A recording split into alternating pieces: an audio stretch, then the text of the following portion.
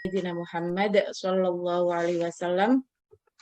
Rabbi syrah li sadri wa yassir li amri wahlul 'uqdatam min lisani yafqahu qawli. Alhamdulillahirabbil alamin. Pada kesempatan pagi hari ini kita bisa bersama-sama belajar. Hari ini kita akan hanya sedikit saja mempelajari atau mengenal bagaimana penilaian untuk mata pelajaran SKI Madrasah Aliyah. Izinkan sebelumnya saya akan memperkenalkan diri. Saya akan share screen terlebih dahulu.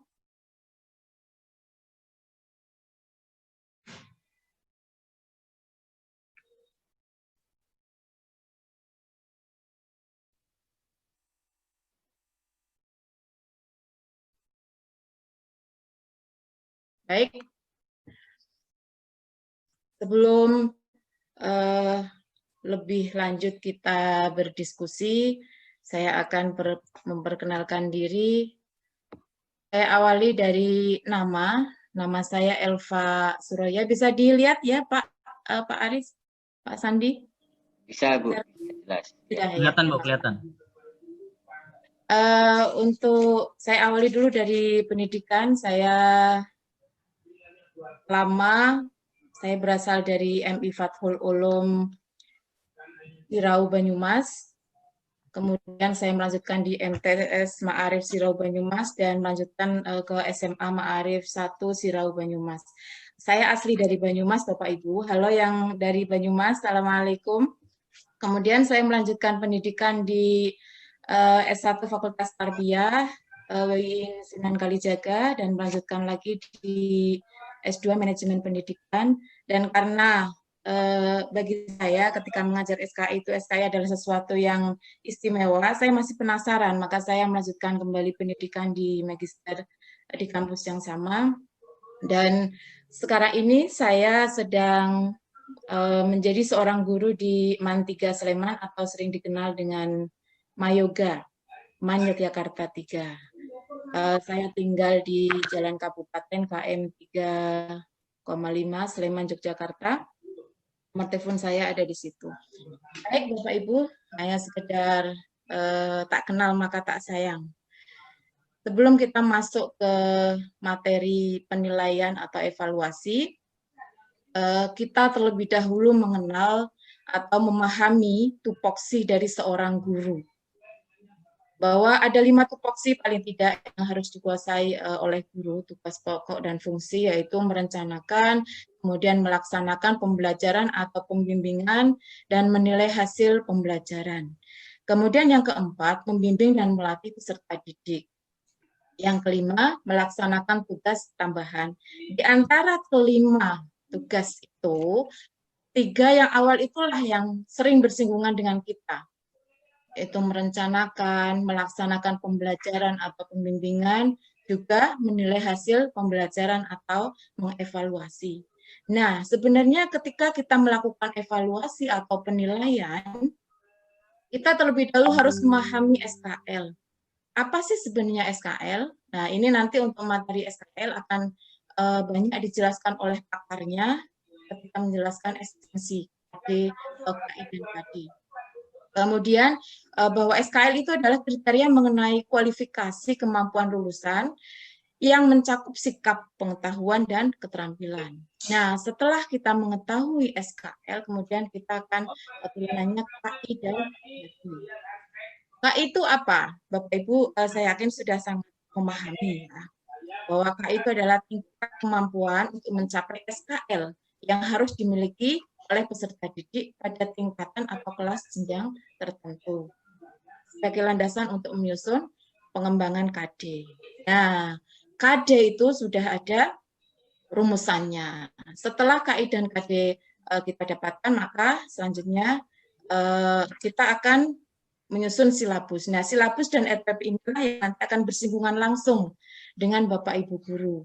Bagaimana kita menyusun silabus, bagaimana kita menyusun RPP. Setelah nanti akan ada sesi tersendiri, terutama untuk persiapan silabus di sesi darurat ini ya Bapak Ibu. Setelah kita mempunyai RPP, perlu dipahami bahwa RPP itu adalah rencana pelaksanaan pembelajaran. Jadi nanti ketika suatu saat kok yang terjadi di lapangan berbeda dengan apa yang kita rencanakan, ya tidak masalah Bapak Ibu. Karena kadangkala satu RPP itu pasti tidak cocok atau tidak mungkin bisa diterapkan di semua kelas. Nah ini pintar-pintarnya kita sebagai seorang guru. Apalagi seorang guru SKI, ya. Guru SKI itu kan menurut saya guru yang spesial. Kenapa spesial? Jarang orang mau ngajar SKI karena bagaimanapun belajar sejarah itu membutuhkan keterampilan tersendiri. Begitu kata banyak orang ya, termasuk tadi di sesinya Pak Samsul, sudah ditanyakan yang ngantuk dan lain sebagainya. Nah, itulah maka ketika kita melakukan pembelajaran di kelas, kita harus mempunyai strategi yang banyak. Nah, RPP itu menjadi landasan kita melakukan pembelajaran, kemudian setelah proses pembelajaran maka akan ada penilaian. Nah, ini nanti yang akan kita bahas, asesmennya seperti apa. Nah, akan ada umpan balik, tindak lanjut pembelajaran kembali, penilaian, kemudian nanti akan hasil akhirnya adalah penilaian hasil belajar atau assessment of learning. Jadi perlu diingat Bapak Ibu bahwa penilaian itu tidak hanya untuk mengukur hasil pembelajaran semata, melainkan lebih merupakan alat untuk perbaikan pembelajaran. Nah, ini yang perlu kita pahami bersama, bahwa ini perbaikan pembelajaran bukan hanya untuk kita sebagai pendidik, tapi juga sebagai pembelajaran untuk peserta didik. Nah, inilah nanti yang akan kita bahas dalam pendekatan penilaian. Bapak Ibu mungkin selama ini sudah sangat kompeten ya ketika melakukan penilaian. Tapi kali ini saya akan sedikit mengingatkan untuk diri saya dan juga ya remember gitu ya, biar kita selalu kembali ke rule-nya ketika sering banyak yang mengingatkan. Jadi pendekatan penilaian itu ada 3. Sering dulu sebelum ada kurikulum 2013, piramidnya itu terbalik Bapak Ibu. Jadi assessment of learning, assessment for learning, dan assessment as learning ini terbalik. Porsinya dulu assessment of learning itu di bawah, paling banyak porsinya. Tetapi ketika kurikulum 2013 itu digulirkan, ini ada perbaikan dalam proses assessment. Jadi piramida ini kemudian assessment of learning ada di atas. Apa sih sebenarnya assessment of learning itu? Kita mengenalnya selama ini sebagai penilaian hasil belajar. Assessment of learning bentuknya seperti apa? Jadi assessment of learning ini dilakukan setelah proses pembelajaran. Bentuknya Bapak Ibu pasti insya Allah sering melakukannya. Bisa berupa ulangan harian. Kemudian ada dulu penilaian akhir semester, penilaian tengah semester dulu pernah ya. Kemudian ada juga UMBN, kalau yang kita madrasah ada juga UN. Nah, ini bentuk-bentuk dari assessment of learning atau penilaian hasil belajar. Fungsinya apa sebenarnya assessment of learning ini? Yaitu untuk memberikan pengakuan terhadap pencapaian hasil belajar. Nah, kalau kita melihat assessment of learning ini lebih fokus kepada angka-angka yang dicapai oleh peserta didik. Begitu. Kemudian yang kedua, assessment for learning. Nah, assessment for learning inilah yang sebenarnya sangat bersinggungan langsung dengan kita sebagai seorang guru ketika berinteraksi di kelas. Assessment for learning ini dilakukan selama proses pembelajaran. Dasar perbaikan proses belajar mengajar. Bentuknya apa Bapak Ibu? Kalau tadi assessment of learning, penilaian hasil belajar adalah bentuknya ulangan harian, kemudian ulangan UMBN, penilaian akhir semester. Kalau assessment for learning, bentuknya itu berupa presentasi misalnya. Ketika kita ada di kelas, ada metode yang kita gunakan diskusi, maka ada sesi presentasi, ada tugas. kemudian proyek. Nah, bentuk komunikasi-komunikasi ketika siswa dan guru melakukan kerjasama dalam proyek, itulah assessment for learning. Ya, ini bisa dijadikan sebagai dasar umpan balik terhadap proses belajar peserta didik. Jadi ketika peserta didik mengalami kendala dalam materi misalnya, kita langsung memberikan perbaikan atau memberikan pengarahan di situ. Makanya ketika di RPP itu kan ada starting point gitu ya, ketika guru mengatakan tugas seperti ini, kemudian siswa mengerjakannya seperti apa, maka ada diskusi lebih lanjut. Nah, tujuannya untuk memantau kemajuan, meningkatkan perform dalam memfasilitasi peserta didik. Nah, ini assessment for learning. Kemudian yang terakhir dari pendekatan penilaian itu adalah assessment as learning. Nah, dalam kenyataan sehari-hari, assessment as learning dan assessment for learning ini sebenarnya mirip-mirip, Bu, Bapak Ibu. Assessment for learning itu tadi ada umpan balik dari Bapak dan Ibu guru, dari kalau assessment as learning ini melibatkan peserta didik dalam proses penilaian. Bentuknya seperti apa? Jadi nanti akan kita bahas juga di penilaian yang selanjutnya ya. Assessment as learning ini bentuknya bisa berupa penilaian diri, penilaian antar teman.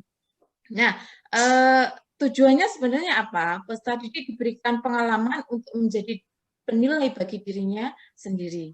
Nah, inilah pendekatan penilaian yang dibangun untuk membantu para pendidik menjadikan penilaian itu lebih goal gitu ya. Jadi assessment of learning atau penilaian hasil belajar, assessment for learning penilaian untuk belajar, dan assessment learning adalah untuk selama proses belajar.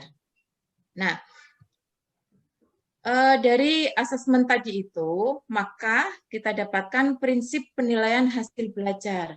Ada paling tidak, sebenarnya ada banyak ya, tapi di sini saya kemukakan ada 4.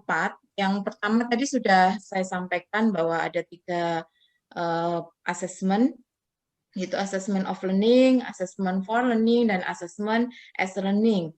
Yang itu tadi harapannya ketika kita sudah melakukan proses pembelajaran, maka harusnya assessment as learning lah yang lebih dominan kita kembangkan. Kalau assessment of learning itu bagian dari kita melaksanakan proses pembelajaran. Nah, ini tadi.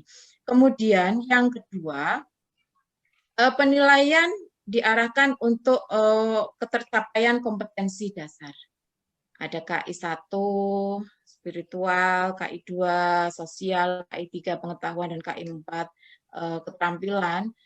Jadi ketika penilaian diarahkan untuk mencapai kompetensi dasar, kita harus mengawalinya dengan pemetaan, identifikasi, dan analisis KD dan indikator ketercapaian.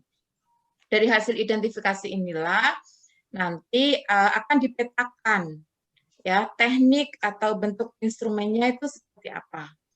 Ketika kita sudah mendapatkan itu, maka kita masuk ke kelas itu sudah jelas arahnya. Nah, kemudian yang ketiga, jadi penilaian menggunakan acuan kriteria. Nah, kriteria ini sebenarnya bukan kriteria antar teman, tapi kriteria yang dibangun berdasarkan kompetensi yang akan dicapai di KD. Kalau siswa tersebut belum tuntas, maka belum mencapai kompetensi dan nanti akan ada remedial. Kalau sudah tuntas, maka dia akan melanjutkan ke kompetensi selanjutnya. Nah, ini yang ketiga. Jadi penilaian ini bukan membandingkan antar peserta didik ya, tetapi acuannya adalah KKM. Ya. Kemudian nomor 4, penilaian dilakukan secara terencana, berkelanjutan. Nah, artinya semua indikator kemudian akan diketahui hasilnya, dianalisis. Nah, ini yang nanti akan kita petakan mana KD yang sudah kuasai atau sudah tuntas, mana yang belum. Nah, ini prinsipnya harus seperti itu, Bapak Ibu. Jadi ada lagi yang menambahkan prinsip soheh gitu ya. Jadi tidak tergantung, pokoknya soheh itu ya sesuai dengan apa yang dinilai tujuannya. Kemudian dari sisi tadi disampaikan prinsip hasil belajar, kita masuk ke kompetensi apa sih yang akan dinilai gitu ya. Jadi Bapak Ibu saya yakin sudah sangat memahami bahwa selama ini kita menilai ada 3 komponen ya. Jadi sikap, pengetahuan, juga keterampilan. Sikap itu bagaimana sih sebenarnya? Jadi lingkup penilaian sikap itu untuk mengetahui adalah kegiatan yang dilakukan oleh pendidik untuk memperoleh informasi deskriptif mengenai perilaku peserta didik. Nah, nanti tekniknya kita bahas lebih lanjut Bapak Ibu. Jadi biasanya lingkup penilaian sikap ini nanti bentuknya dalam bentuk deskripsi. Ya, ini komponen yang terlibat di situ banyak dari guru mata pelajaran, kemudian wali kelas, ada juga nanti guru BK. Nah, yang kedua adalah pengetahuan. Nah, ini tadi sudah saya singgung di awal, pengetahuan, kegiatan yang dilakukan untuk mengukur penguasaan pengetahuan peserta didik. Jadi, penilaian hasil belajar itulah yang menjadi asesmennya, ya, atau assessment of learning. Ya. Kemudian yang selanjutnya adalah keterampilan. Jadi mungkin Bapak Ibu sering bertanya selama ini kalau mata pelajaran yang lain kayak fikih gitu ya, kalau penilaian keterampilannya kan jelas terukur kasat mata gitu ya, misalnya bisa sholat dengan khusyuk, bisa sholat, kemudian bisa manasik haji misalnya, tuntutan KD-nya gitu ya, mengerjakan, mengetahui gitu.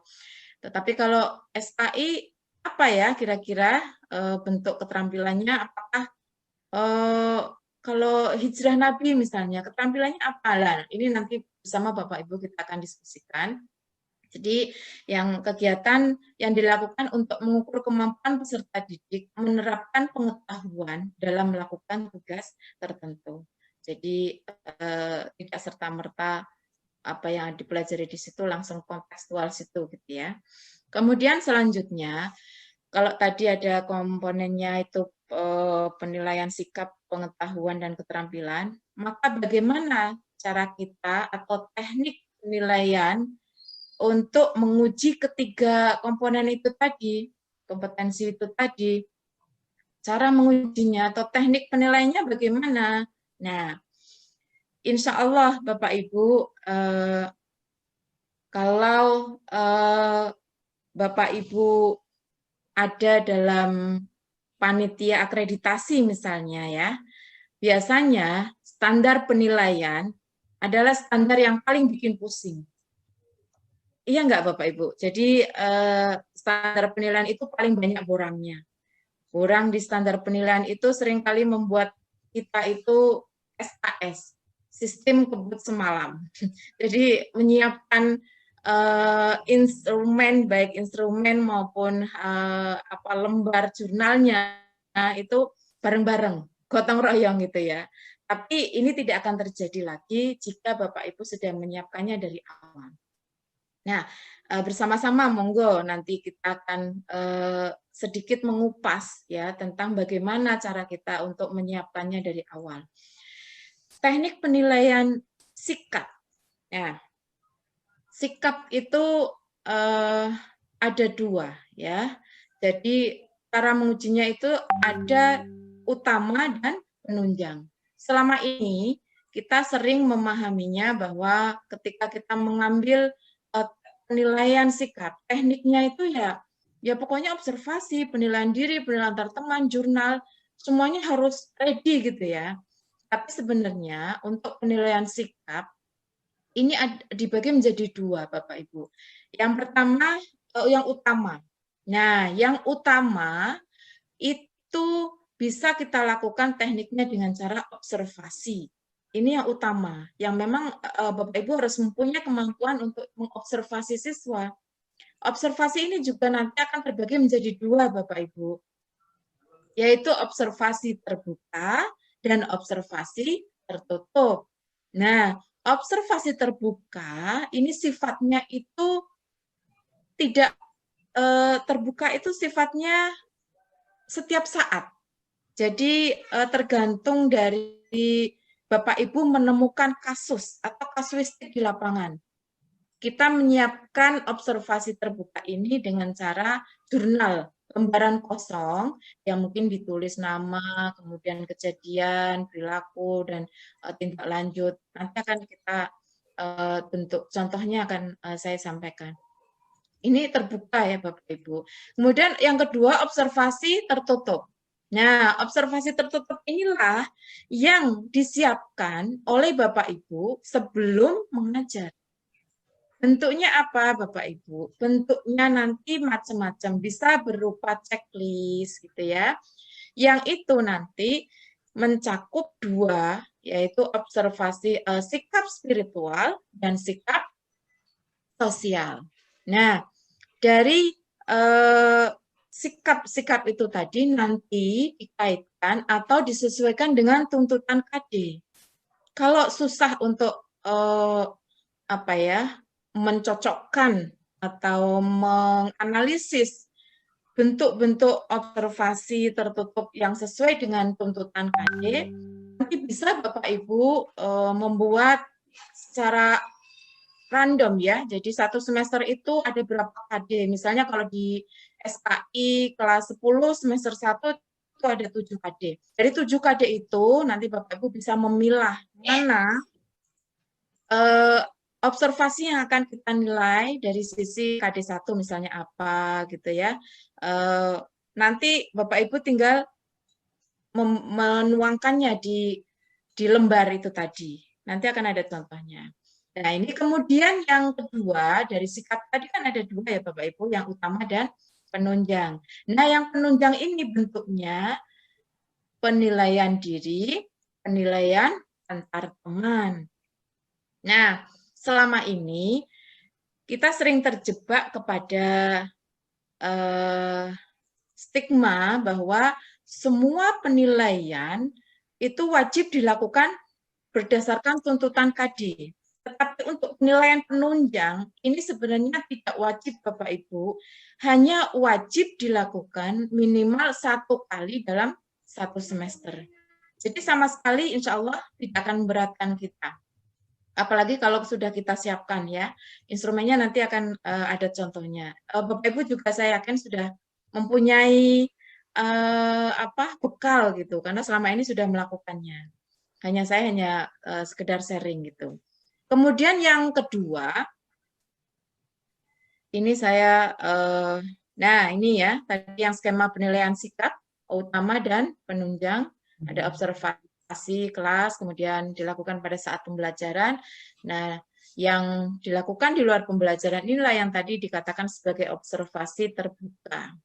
Kemudian yang penunjang ini penilaian diri dan penilaian antar teman.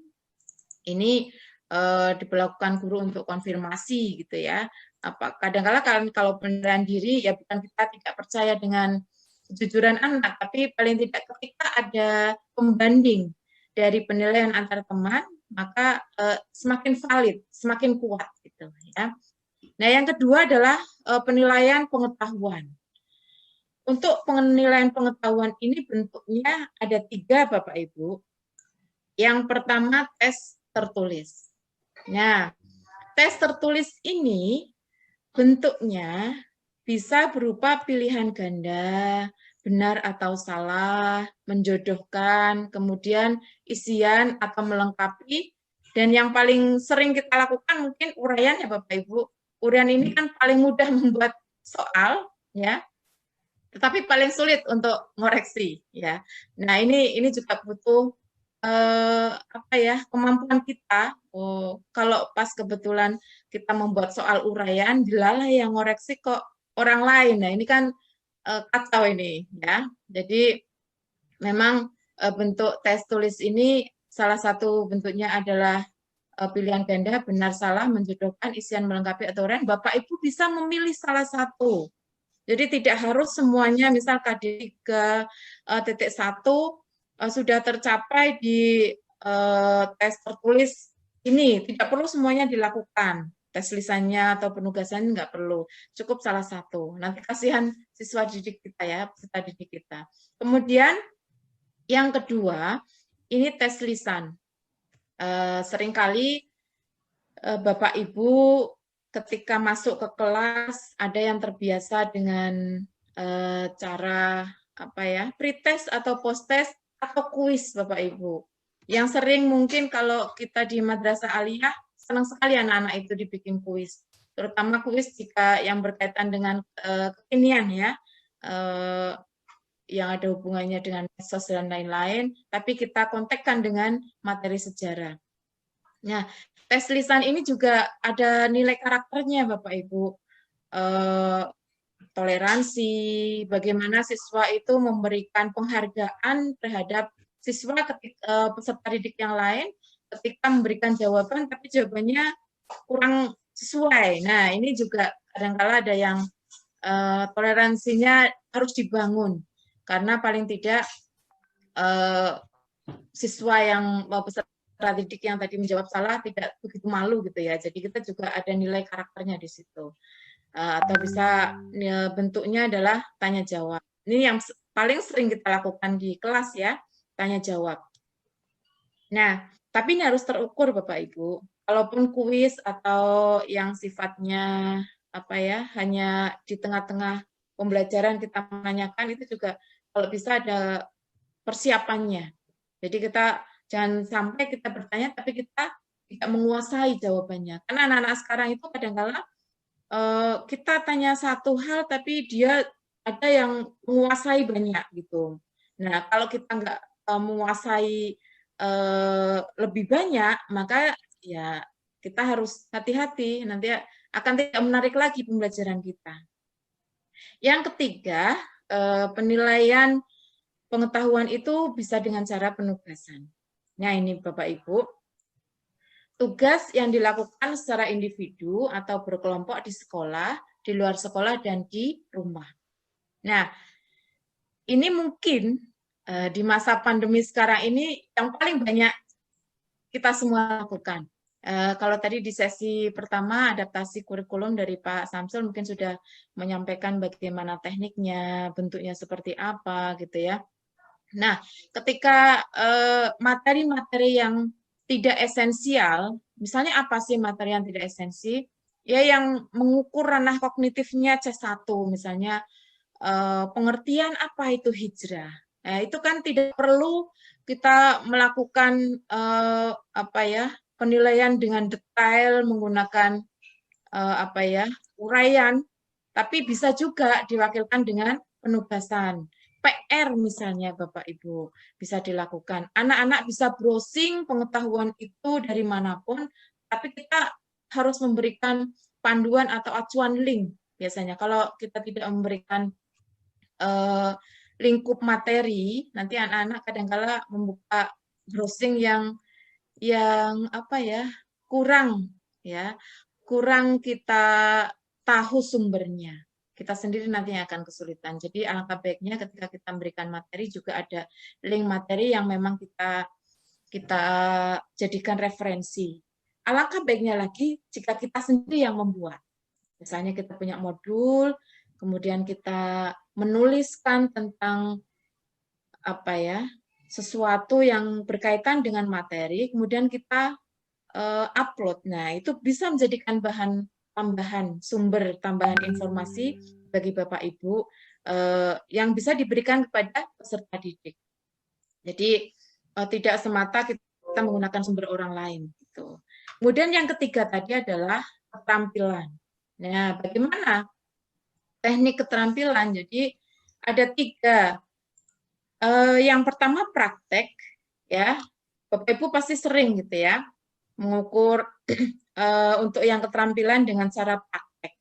Kalau di KMA 183 ini capaian keterampilannya biasanya tidak lagi kemudian menceritakan. Kalau di KMA 165 dulu banyak gitu ya, yang capaian KD-nya itu salah satunya menceritakan, kemudian apa ya, mengambil ibroh. Nah, ini bisa Bapak Ibu untuk sekarang dilakukan dengan cara praktek langsung ketika anak mendemonstrasikannya di depan teman-temannya. Ini bisa masuk kategori penilaian keterampilan. Kemudian yang kedua, proyek. Nah, proyek ini biasanya diberikan ketika dalam waktu tertentu.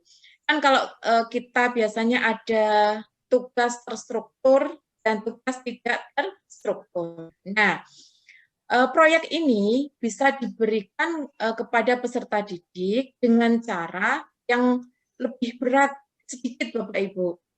Lebih berat dalam artian apa? Misalnya kalau untuk tingkat madrasah aliyah gitu ya, di kelas 12 ya, ada misalnya kelas 12 atau Bapak Ibu bisa mengambil sampel kelas 10. Kelas 12 ada materi tentang Wali Songo. Nah, Wali Songo itu kan kalau di Jawa insya Allah semuanya mengenal ya, kecuali mungkin kalau di zona 1 ada Sumatera itu namanya Wali Songo itu kan kearifan lokal ya. Jadi Bapak Ibu bisa memberikan proyek untuk menganalisis apa ya, kebiasaan-kebiasaan atau makam yang biasa diziarahi ya, diziarahi oleh kaum muslimin pada umumnya, bisa diukur apanya gitu ya, disesuaikan dengan tuntutan KD. Nah, itu diberikan di awal semester, kemudian tagihannya nanti ketika KD tersebut dilakukan. Kan misalnya di awal semester kita memberikan ini ya, memberikan rancangan. Semester ini satu kita akan mempelajari KD ini. Nah, Bapak Ibu bisa memancing sesuai itu dengan proyek di awal semester, kemudian tagihannya sesuai dengan waktu KD itu tampil. Ya, kalau KD Wali Songo mungkin minggu keberapa. Nah, ini memberikan waktu tersendiri kepada peserta didik. Nah, kemudian yang terakhir ini adalah portofolio. Nah, portofolio ini kan rekaman. Bapak Ibu bisa mengambil, mengumpulkan hasil-hasil keterampilan dari KD yang sudah diujikan sebelumnya. Nah, hasil-hasil keterampilan inilah yang nanti akan diambil. Usahakan yang sudah apa ya, mendekati sempurna itulah yang akan jadikan jadi portofolio peserta didik itu tadi. Jadi kita bukan melakukan penilaian ulang, tapi itu mendokumentasikan ya, mendokumentasikan hasil-hasil penilaian keterampilan yang sudah dilakukan oleh peserta didik sebelumnya. Nah, ini perlu kita review kembali Bapak Ibu agar nanti di penilaian keterampilan ini bukti fisik yang kita punya itu juga lengkap. Begitu Bapak Ibu untuk teknik penilaian. Ya, jadi catatannya di sini, guru boleh memilih salah satu teknik penilaian yang sesuai dengan karakteristik KD. Nah, itu tadi tidak semuanya untuk dilakukan. Nah, sampai di sini saya akan memberikan beberapa contoh penilaian. Sebentar, ini kok agak tertutup ya. Baik. Contoh penilaian sikap observasi terbuka. Nah, tadi kita kan di awal sudah disampaikan bahwa observasi itu kan bentuknya ada penilaian sikap tuh ada dua ya, utama dan penunjang. Nah, yang utama itu terbagi lagi menjadi dua, yaitu terbuka dan tertutup. Nah, contoh penilaian sikap observasi terbuka. Ini tadi saya sampaikan bahwa kita bisa menyiapkan lembaran kosong ya, lembaran kosong yang nanti bisa kita isi ketika kita menemukan kasus. Mungkin jangan identik kasus itu dengan hal yang negatif ya Bapak Ibu, ya bisa berupa kejadian yang positif juga. Nah, bisa kita ini observasi terbuka, kita langsung menuliskan di kelas misalnya, atau juga bisa di luar kelas. Jadi ada kita menemukan siswa kita, peserta didik kita, catatan berlakunya. Ini kebetulan yang saya sampaikan ini yang kurang baik semua ya. Nanti Bapak Ibu bisa memberikan contoh yang baik ya, banyak siswa kita yang melakukan hal yang baik. Nah, tidak mengikuti sholat Jumat yang diselenggarakan di madrasah. Ini contoh perilakunya, ya. Kemudian butir sikapnya apa? Kebetulan saya hanya menampilkan satu-satu ya. Ini masuk ke sikap spiritual. Insya Allah kalau untuk madrasah aliyah yang 5 hari kerja atau 6 hari masuk ya KPM-nya itu ada yang menyelenggarakan sholat Jumat di madrasah. Nah, ini bagian dari spiritual, ketakwaan. Ini juga bisa membantu kita dalam memberikan penilaian. Nah, tindak lanjutnya apa? Nah, nanti bisa dalam bentuk pembinaan, bisa yang lainnya Bapak Ibu, tergantung nanti situasional Bapak Ibu di lapangan seperti apa. Kalau sudah bisa kita berikan pengertian, kemudian anak yang sudah berubah, ya kita wajib memberikan apresiasi gitu. Kemudian yang kedua contohnya sikap sosial. Ini jadi yang lagi banyak kita lakukan yaitu PJJ ya Bapak Ibu. Mempengaruhi teman untuk tidak mengikuti PJJ misalnya. Ini kan kita bisa melacaknya ya, apalagi kalau untuk tingkat madrasah aliyah lah, insya Allah anak-anak sudah bisa kita ajak untuk berdiskusi. Nah, ini masuk kategori sikap sosial. Nah, ini contoh, sekali lagi ini hanya contoh, Bapak Ibu. Ini nanti bentuknya ini kosong ya Bapak Ibu, kosong, kemudian Bapak Ibu lah yang mengisi nanti. Yang selanjutnya, mohon maaf, ini kok nggak bisa.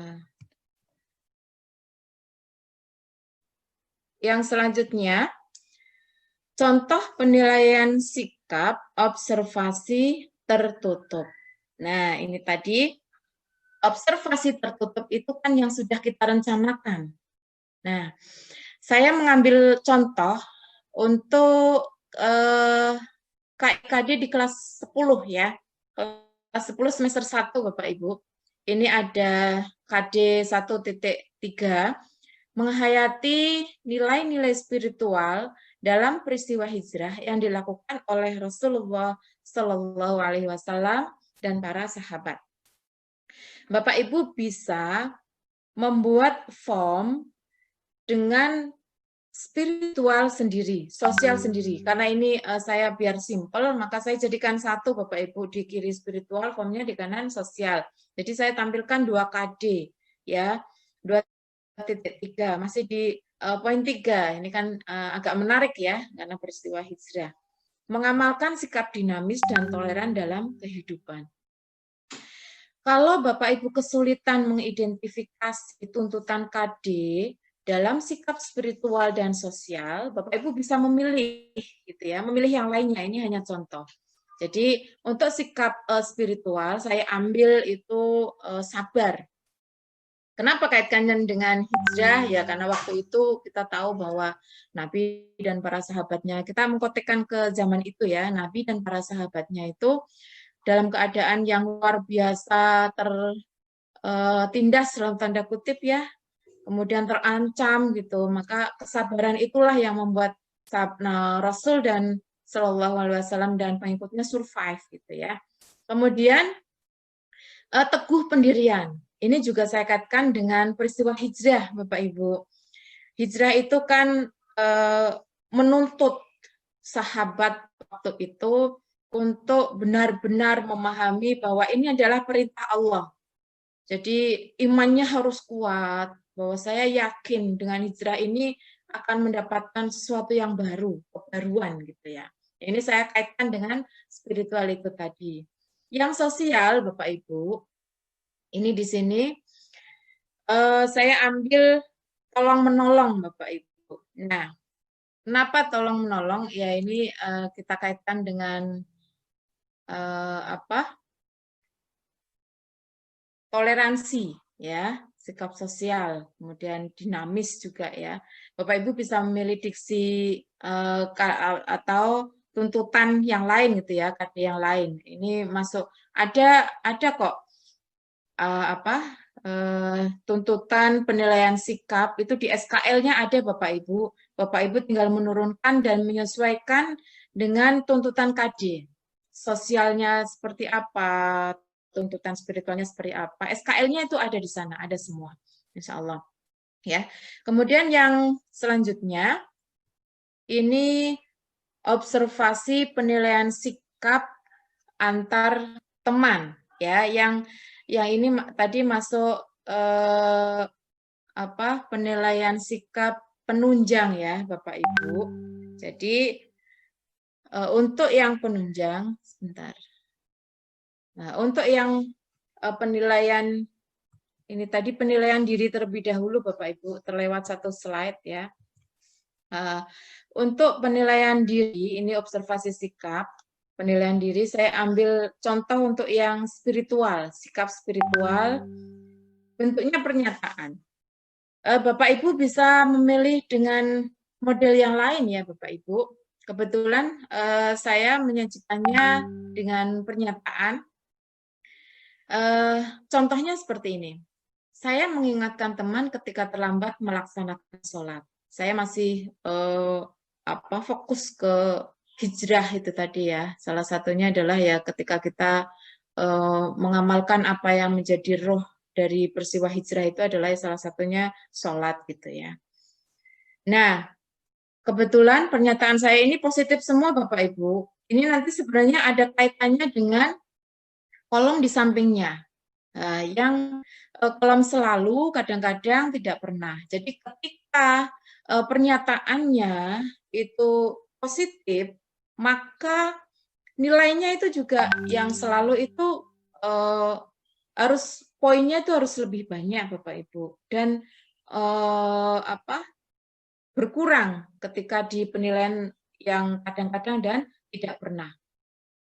Kalau yang di pernyataannya negatif, nah maka ini sebaliknya Bapak Ibu. Jadi ini kebetulan kok saya menyampaikannya yang positif semua gitu ya.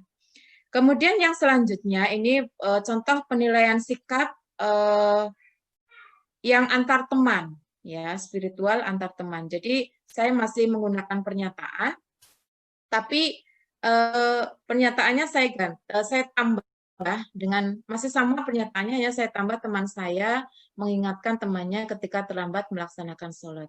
Ini apa fungsinya Bapak Ibu penilaian antar teman? Itu tadi sudah saya sampaikan di awal bahwa penilaian antar teman ini menjadi salah satu assessment as learning gitu ya, untuk menguatkan kita bahwa penilaian diri itu kan tidak selamanya ya sesuai gitu ya. Kadang-kala yang namanya anak ada yang mungkin berbohong sedikit atau ada yang jujur juga ada gitu ya.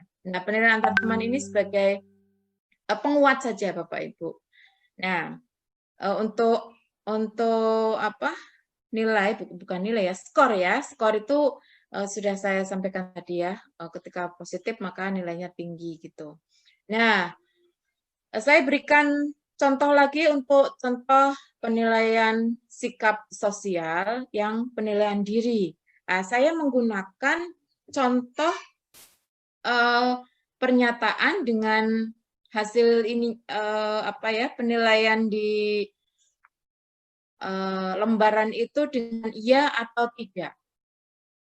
Pernyataannya seperti ini. Saya meyakini bahwa kita boleh berbuat sesuka hati selama tidak ada orang yang melihat. Ini saya kaitkan masih dengan sosial. Kemudian saya optimis dalam menjalankan hari-hari saya, hari-hari gitu. Nah, ini juga sangat erat kaitannya dengan nanti Bapak Ibu checklist ya, iya atau tidak. Kemudian ini akan diperkuat lagi dengan penilaian antar teman. Ini masih mengambil KD 2.3 dan Saya hanya menambahkan teman saya meyakini. Ini hanya 3 yang saya contohkan. Nanti Bapak Ibu bisa paling tidak melakukan penilaian diri dan penilaian antar teman itu 1 kali dalam 1 semester. Jadi nanti fungsinya itu nanti bisa untuk jurnal penilaian sikap kita terhadap peserta didik. Nah, penilaian antar teman dan penilaian diri ini nanti akan kita komunikasikan juga dengan guru BK dan juga dengan segenap stakeholder di madrasah ketika akan melakukan rapat dinas pada saat kenaikan kelas. Ya, nah ini menjadi bahan kita, Perlu digarisbawahi juga Bapak Ibu bahwa penilaian sikap itu tidak final.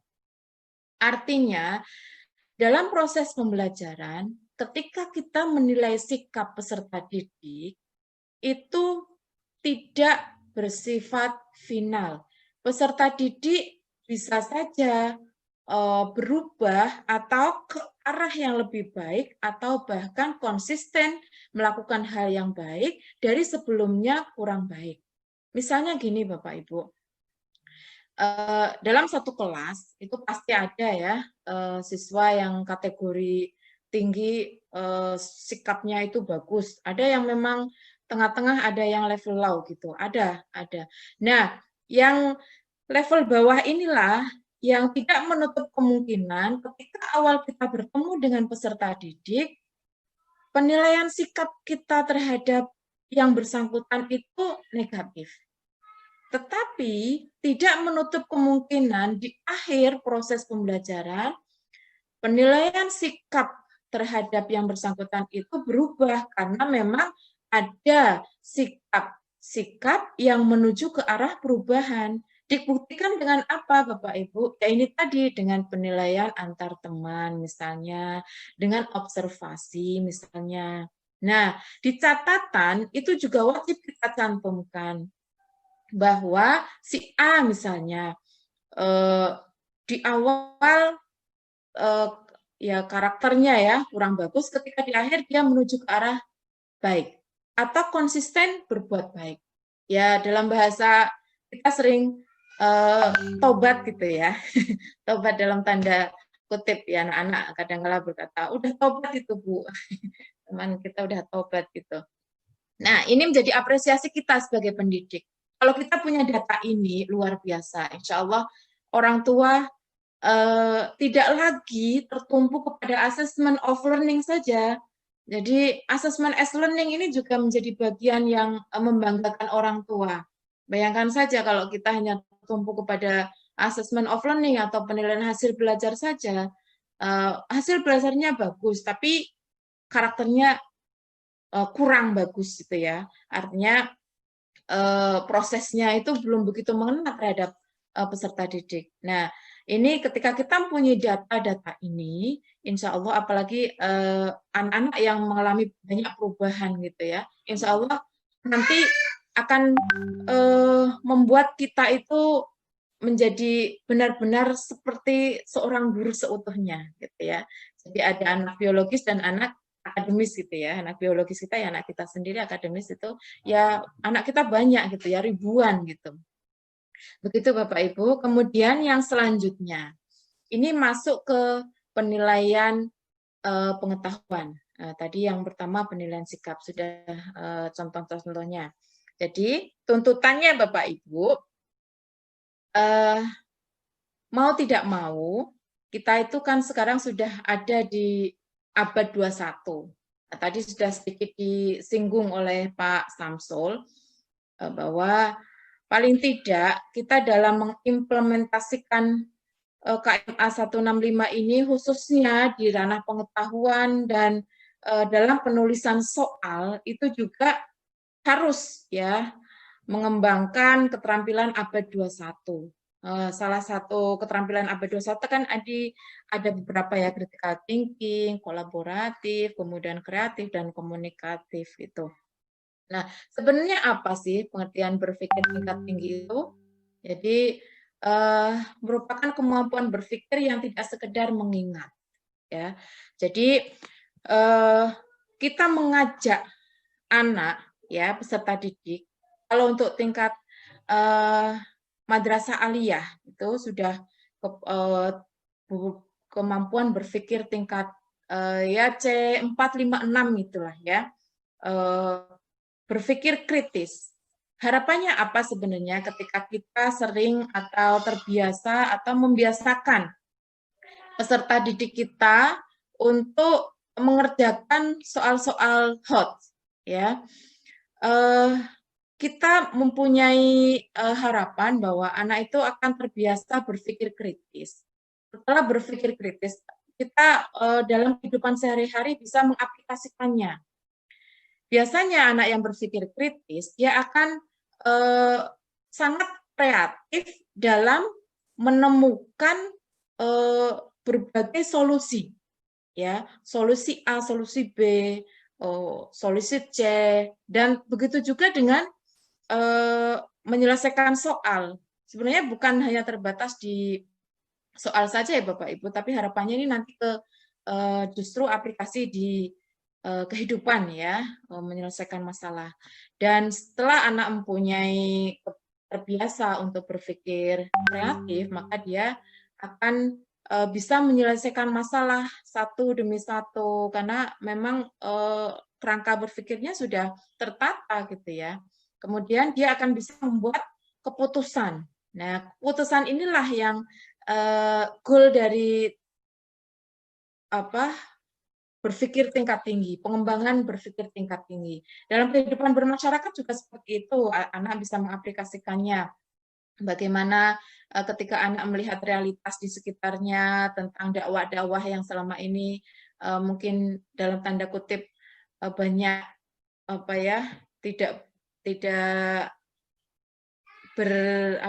istilahnya tidak berujung gitu ya.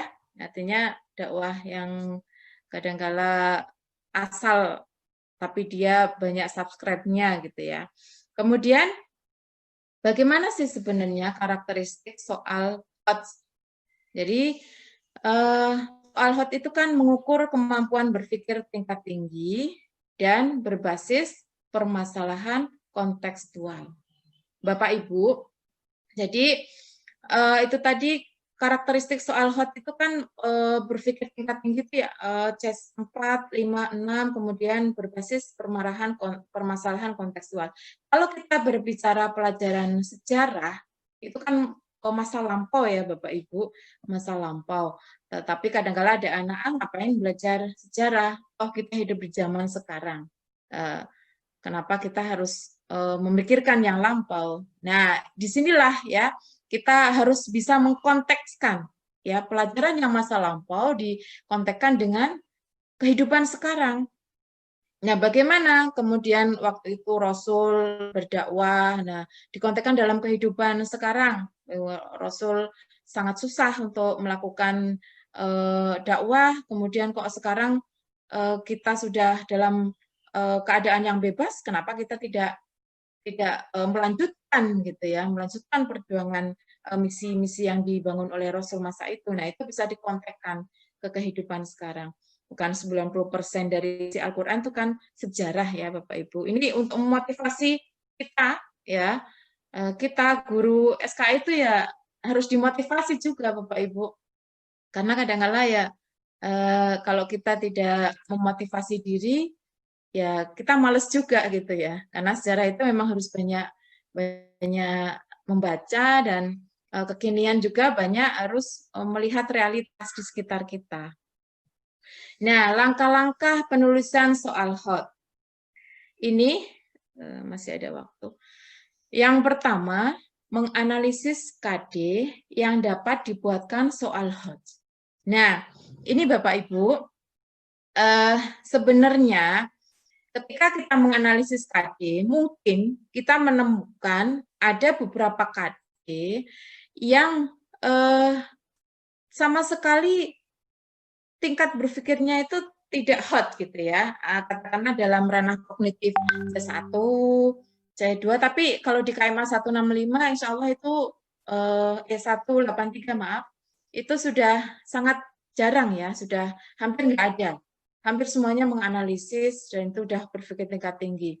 Kalaupun nanti ditemukan Bapak Ibu, kita harus memaksakan diri, mengkreat ya, menghasilkan bagaimana tadi yang tuntutannya C3 misalnya harus dibuat soal kita harus wajib ya, mewajibkan diri sendiri. Dia harus berlatih lah Bapak Ibu.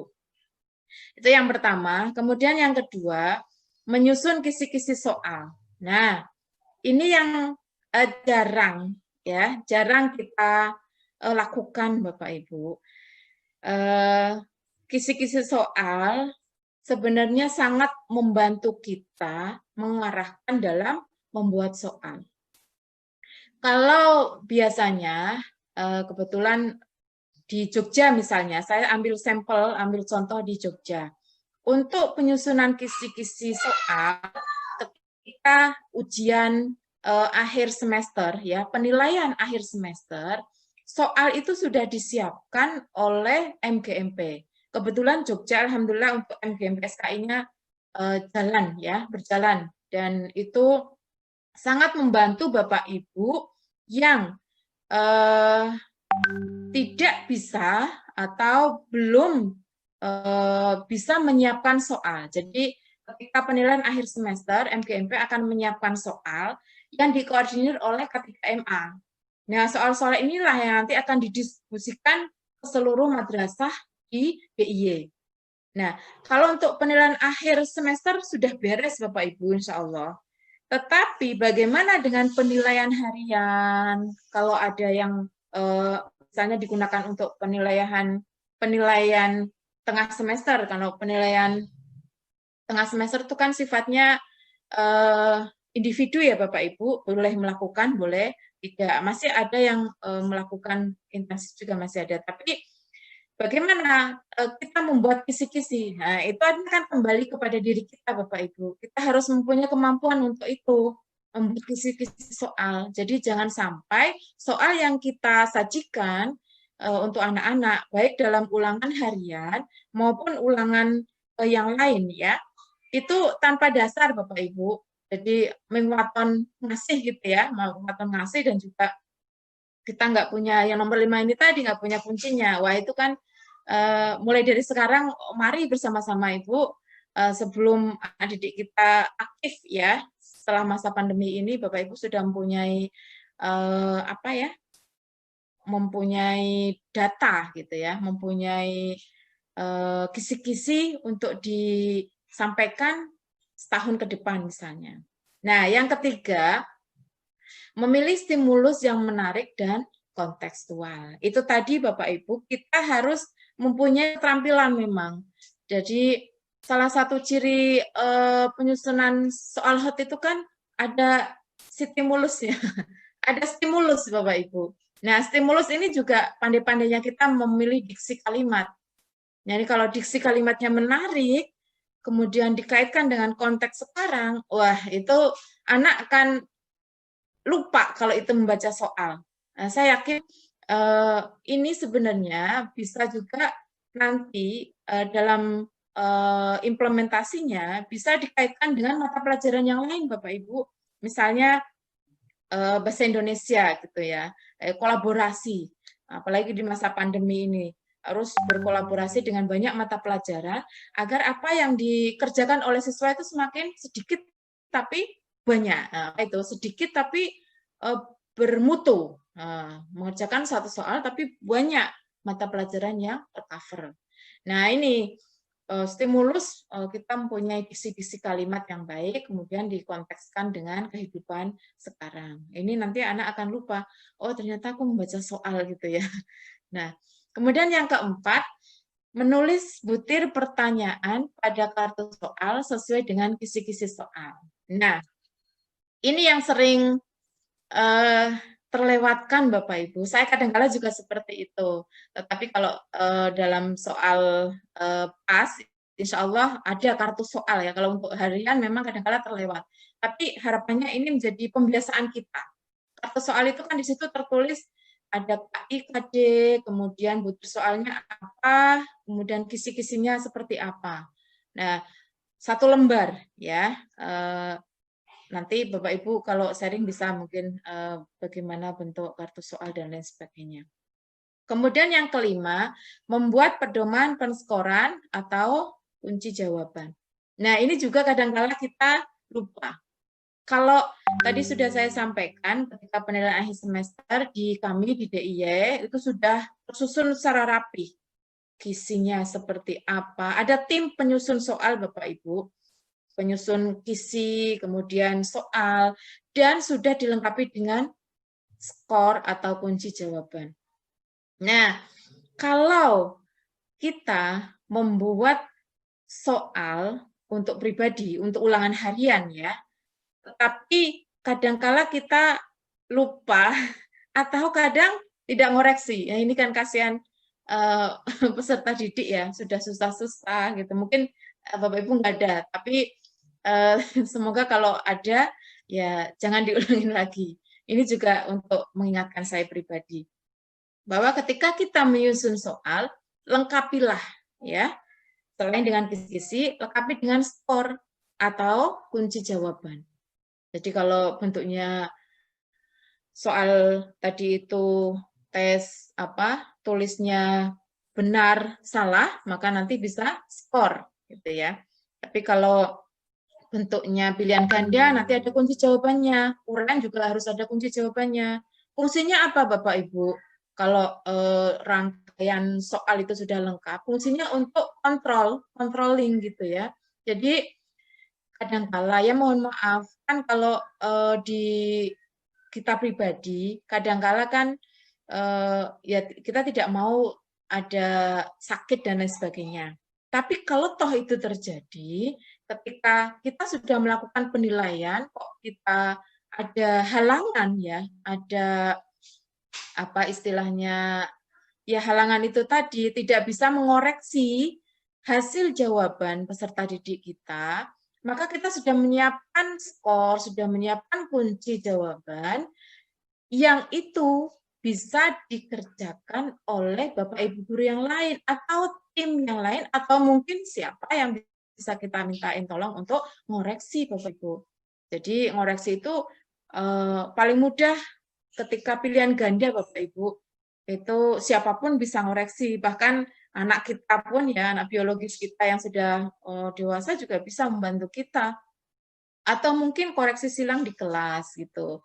Dan itu bisa siapa saja.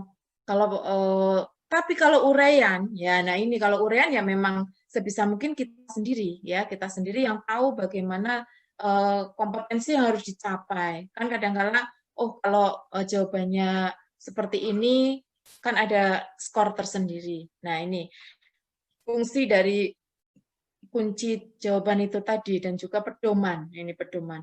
Kalau di penilaian apa yang dibuat oleh MGMP itu sudah lengkap semua Bapak Ibu. Nah, kisi-kisi ini juga perlu disampaikan bahwa kisi yang kita punya itu bukan kisi untuk konsumsi peserta didik Bapak Ibu.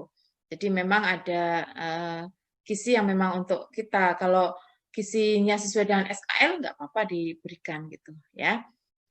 Begitu Bapak Ibu tentang tadi penulisan langkah-langkah soal HOT. Nah, ini saya memberikan contoh untuk penilaian pengetahuan masih di KD 3.3. Ini saya masih membahas tentang hijrah ya Bapak Ibu. Untuk madrasah aliyah sering toh anak-anak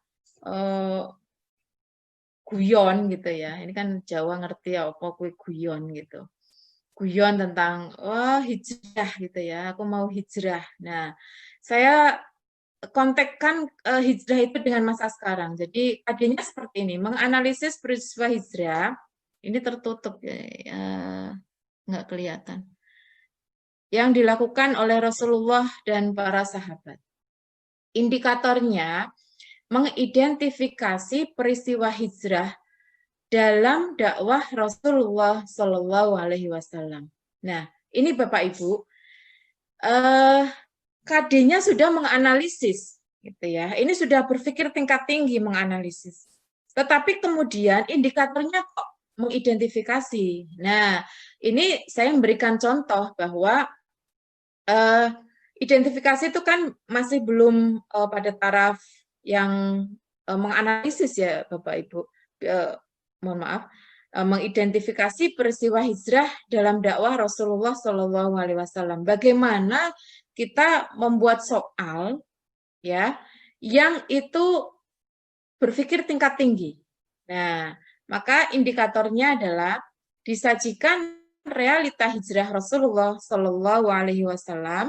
Peserta didik dapat mengkontekskan hijrah pada masa sekarang. Ya, bentuk soalnya seperti ini.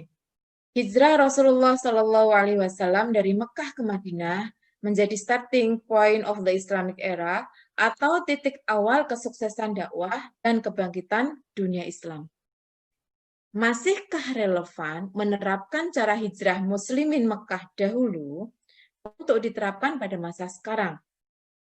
Di antara sikap di bawah ini yang merupakan kontekstualisasi hijrah zaman sekarang adalah, nah, ini opsi jawabannya, menurut saya ini menuntut anak untuk mengidentifikasi ya secara detail dan harus berpikir, karena ada biasanya anak yang hanya sekedar memahami hijrah itu dalam dataran permukaan saja.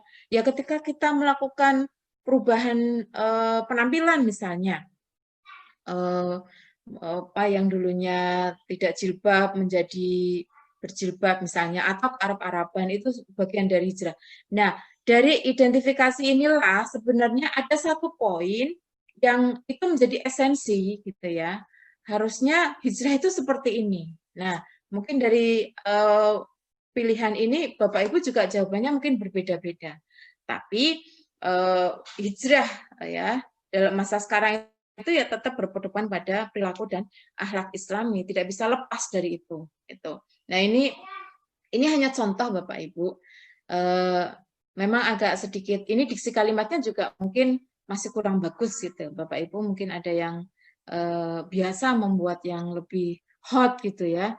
Nanti bisa sharing gitu. Kemudian yang sebentar. Yang selanjutnya, ini untuk saya berikan contoh saja Bapak Ibu, contoh penilaian keterampilan. Saya konsisten di KD3 ya Bapak Ibu, mengolah informasi tentang peristiwa hijrah pada masa Rasulullah di Madinah. Nah, seperti tadi disampaikan bahwa penilaian keterampilan itu kan ada bermacam-macam. Tetapi patokan dari keterampilan itu tetap harus mengacu ya kepada keterampilan abad 21. Ya, keterampilan abad 21 itu tadi kolaborasi. Nah, penilaian di sini yang keterampilan, saya mengambil sampel dengan bentuk perintahnya gini. Hijrah pada zaman Rasulullah Shallallahu Alaihi Wasallam berbeda bentuknya dengan hijrah pada masa sekarang. Diskusikan dengan 3 temanmu tentang bentuk hijrah di zaman milenial sekarang ini. Rekam hasil diskusi kalian dalam bentuk tausiah, dilengkapi dengan sumber bacaan dan atau tokoh yang relevan. Upload hasil rekaman kalian di akun media sosial. Nah, ini saya ambil dari buku SKI kelas 10, Bapak Ibu, semester 1 itu ada ya. Buku SKI kelas 10 yang sesuai KMA yang terbaru. Semoga Bapak Ibu semua sudah mendapatkannya. Nah, itu sudah bisa langsung digunakan ya Bapak Ibu. Kenapa saya mungkin beberapa teman di beberapa wilayah ada yang keberatan atau yang berat, oh itu kan harus menggunakan alat gitu ya. Bisa diganti dengan yang lain Bapak Ibu. Ini hanya contoh, misalnya anak-anak madrasah aliyah, tingkat aliyah itu kan sekarang sedang senang gitu ya dengan media sosial, kemudian mengupload, apalagi mungkin TikTok gitu ya. Nah, saya ini juga harus belajar ini. TikTok itu saya punya tapi belum bisa mengaplikasikan dengan bagus. Nah, ini bisa menjadi media pembelajaran kita, Bapak Ibu. Nah, anak-anak diminta untuk membuat video, kemudian bisa dalam bentuk tausiah atau bentuk yang lain, Bapak Ibu. Kebetulan yang saya sampaikan ini video. Nah, kalau dalam bentuk lain, misalnya kalau yang tidak terjangkau sarana prasarananya, misalnya ada yang tidak punya HP atau tidak mempunyai jangkauannya agak susah gitu ya, bisa dengan cara membuat karya ilmiah misalnya, mengidentifikasi hijrah, fenomena hijrah yang ada di sekelilingnya, kemudian dibikin laporan gitu. Itu bisa Bapak Ibu untuk tingkat madrasah aliyah itu sudah tingkat bisa menulis ya, menulis. Itu bisa jadikan portofolio nanti Bapak Ibu di akhir gitu. Nah, skornya pun, kriteria dan penskorannya pun nanti harus berbeda ketika tugas yang kita berikan juga berbeda. Kalau misalnya di sini kesesuaian isi, bisalah kalau untuk apa itu tadi materi hijrah dengan penelitian itu isinya bagaimana, kesesuaian isi, skor tinggi, keserasian peran. Kalau peran ini lebih kepada bentuk video. Bisa Bapak Ibu ganti dengan yang lain. Mungkin pemilihan diksi kalimat, kemudian kesesuaian cocok nggak materinya dengan tugasnya gitu. Nah, ini kan masih kesesuaian isi tadi itu, kompleksitas. Nah, ini kreatifnya kita lah Bapak Ibu ya. Pokoknya jadi guru SKI itu harus menarik ya Bapak Ibu. Bukan menarik secara fisik saja, tapi dalam pembelajaran juga harus menarik. Metodenya juga harus, jangan usahakan gitu ya. Kalau ceramah itu wah udah ya disedikitkan ceramah, tapi kita galilah peran anak-anak gitu ya. Kalau misalnya dengan metode apalah ya, saya pernah dengan cara ubah lagu misalnya atau menggunakan apa metode kuis gitu. Kemudian ada juga ya macam-macam ya Bapak Ibu, kreatif. Pokoknya nek ceramah itu biasanya anak kadang-kala dia lebih menarik HP-nya gitu ya daripada mendengarkan ceramah kita gitu. Kemudian, nah ini Bapak Ibu, kita sekarang berada dalam masa yang prihatin, ya prihatin. Jadi kenapa saya berikan gambaran ini di akhir gitu ya, karena harapannya ya ini segera berlalu, segera berlalu. Jadi yang saya sampaikan tadi ya bisa kita aplikasikan di apa ya dalam masa normal dan new normal ini Bapak Ibu. Nah, bagaimana untuk mendesain ya penilaian masa darurat. Nah, saya tidak bisa memberikan contoh satu persatu, tetapi muara dari penilaian pada masa darurat ini karena kita ada di madrasah aliyah, maka yang paling kita utamakan itu adalah assessment as learning itu tadi ya. Jadi berakhlak mulia ya, madrasah aliyah hebat bermartabat gitu. Jadi bukan semata kita tertumpu kepada assessment of learning-nya, karena bagaimana kita bisa menilai assessment of learning dengan dalam tanda kutip jujur jika penilaian yang kita lakukan via daring, ya kadang-kala mohon maaf Bapak Ibu, belum tentu assessment of learning penilaian hasil belajar itu seakurat ketika anak didik ada di hadapan kita.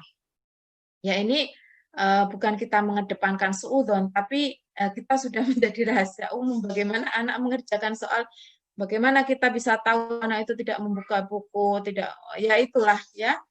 Nah, ini asesmen as learning-nya harus diutamakan, lebih kepada aplikasi yang mengedepankan penilaian sikap itu tadi. Kemudian yang kedua, ya harus masuk ke keterampilan abad 21 itu tadi, berpikir kritis, kreatif, inovatif, dan kolaboratif. Bentuknya kalau madrasah aliyah tadi bisa dalam bentuk penilaian keterampilan gitu ya. Kalau dalam model pembelajaran ada PJBL Bapak Ibu, penil PJBL ada singkatannya. Nah, itu bisa kita aplikasikan dengan mata pelajaran yang lain, Bapak Ibu. Tadi sudah saya contohkan mungkin mata pelajaran bahasa Indonesia tentang diksi kalimat, kita tentang materinya sejarah dakwah Nabi atau sejarah Wali Songo. Kemudian di sisi lain bisa melibatkan guru Quran hadis atau guru fikih ya. Ketika di situ ada pembelajaran haji wada misalnya. Kan di dakwah Rasul kan ada haji wada. Nah, ini kan kolaboratif. Kalau kolaboratif di masa darurat ini bagaimana mendesainnya? Ya, kolaboratif bisa dengan lingkungan sekitar, Bapak Ibu. Kita memberikan penilaian yang melibatkan lingkungan. Jadi kalau tadi bentuk penilaian apa? Ini ya, penilaian keterampilannya dalam bentuk hijrah gitu ya, membuat video. Nah, kalau dalam bentuk materi misalnya tadi itu ilmiah, penelitian ilmiah, nanti bisa kita kolaborasikan dengan lingkungan sekitar. Mungkin anak akan menilai lingkungannya, bagaimana dakwah yang dilakukan oleh para tokoh masyarakat atau tokoh kiai yang pernah dia tahu di lingkungannya. Kemudian bagaimana dakwah itu bisa diterima oleh masyarakat sekitar. Ini dia akan berkolaborasi dengan lingkungannya. Juga kalau bisa dikolaborasikan dengan teman yang dekat gitu ya, yang tinggalnya dekat. Kemudian yang terakhir ditambah dengan literat. Jadi bagaimana anak itu akan mempunyai wawasan yang luas kalau dia akan literat itu bukan sebatas hanya membaca buku ya Bapak Ibu, tapi membaca lingkungan juga. Iqra gitu ya. Jadi kalau dalam Al-Qur'an Iqra, jadi semua yang ada di sekitar kita itu adalah sumber belajar. Jadi banyak literasi sosial, literasi bukan hanya sekedar membaca gitu ya Bapak Ibu, tapi bagaimana kita melihat situasi kemudian dijadikan untuk proses pembelajaran kita. Yang selanjutnya, apa yang perlu dilakukan dalam penilaian pada masa sekarang ini ya. Jadi insya Allah ini sudah dilakukan. Hanya saya mengevaluasi atau menambahkan sedikit. Jadi yang bisa kita lakukan dalam masa-masa penilaian di darurat ini adalah salah satunya ya, mengenali secara individu peserta didik dalam satu kelas. Nah, ini memang agak susah ya Bapak Ibu. Kalau di tingkat madrasah ibtidaiyah atau MI itu agak sedikit mudah karena kadang-kadang kita menjadi guru kelas gitu ya. Dan tapi bukan berarti kita tidak bisa. Kita bisa melakukan itu. Insya Allah kalau zaman sekarang itu tidak ada yang tidak mempunyai nomor ya. Orang tuanya paling tidak pasti punya. Nah, apalagi kalau akhir-akhir ini insya Allah semua mendapatkan bantuan kuota ya Bapak Ibu. Semoga distribusinya sudah sampai ke madrasah Bapak Ibu semua. Nah, bagaimana kita mengenali peserta didik secara individu itu tadi melalui kontak person Bapak Ibu, bisa orang tua maupun peserta wali ya, wali murid. Nah, ini mengenalinya bisa secara individu melalui berawal dari komunikasi lewat nomor telepon itu tadi. Kemudian yang ketiga, intensif menanyakan perkembangan pembelajaran di rumah. Nah, ini mungkin tadi sudah banyak dibahas oleh Pak Samsul bagaimana pembelajaran di rumah justru menimbulkan konflik internal ya antara anak dan orang tua. Saya kadang-kadang juga mengalami gitu ya, tapi bagaimana cara kita mengevaluasi untuk jadikan pembelajaran. Nah, Bapak Ibu guru yang dulunya ketika dalam keadaan normal melakukan pembelajaran itu terbatas oleh jam kerja, misalnya di beberapa wilayah jam 7 sampai jam setengah 3, atau yang sudah 5 hari mungkin ada jam 7 sampai jam setengah 4, jam 4 gitu ya. Ternyata di masa pandemi ini itu harus hilang Bapak Ibu.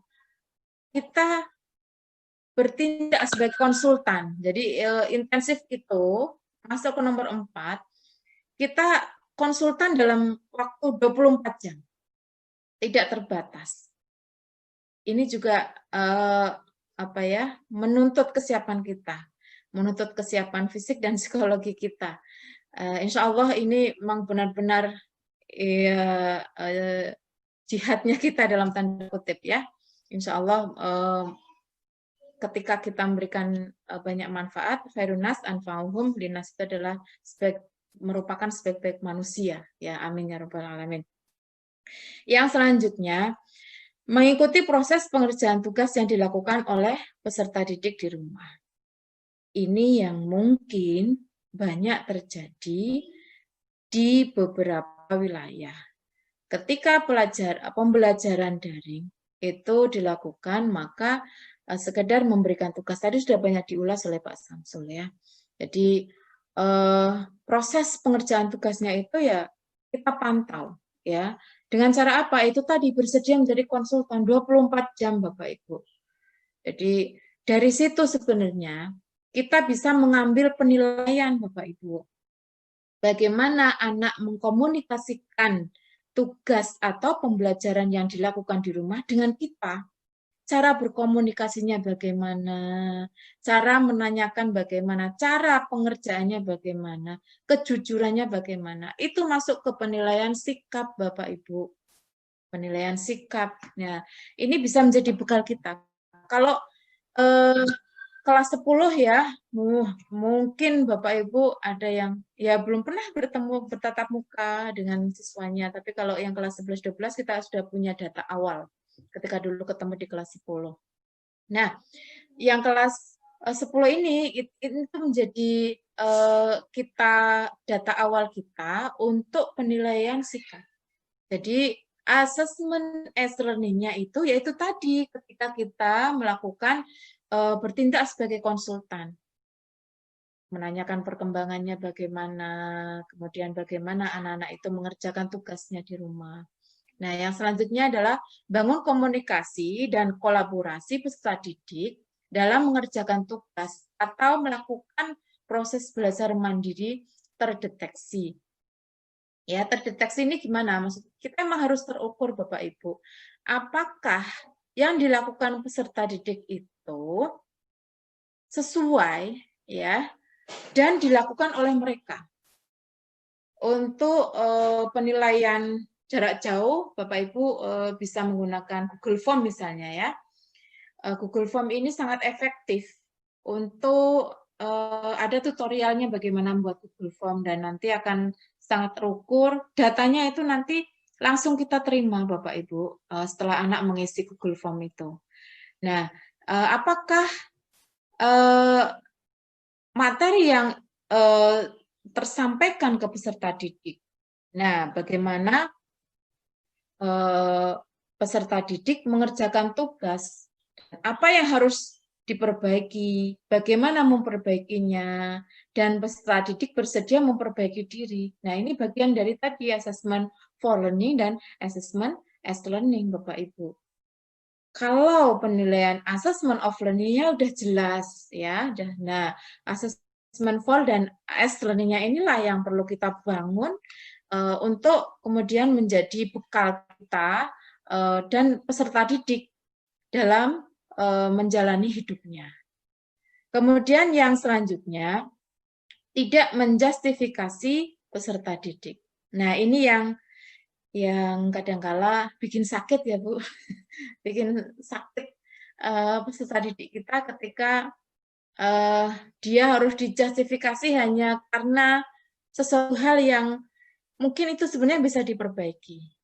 Misalnya, ini tidak mengumpulkan tugas, tidak mengikuti PJJ. Ini kemudian akan muncul justifikasi dari kita, wah kamu itu bagaimana kok ini enggak hadir. Ini justifikasi yang sifatnya negatif, yang itu akan menurunkan semangat ya, semangat belajar peserta didik kita. Ini juga harus dihindari. Memang kalau dipikir-pikir itu guru itu luar biasa.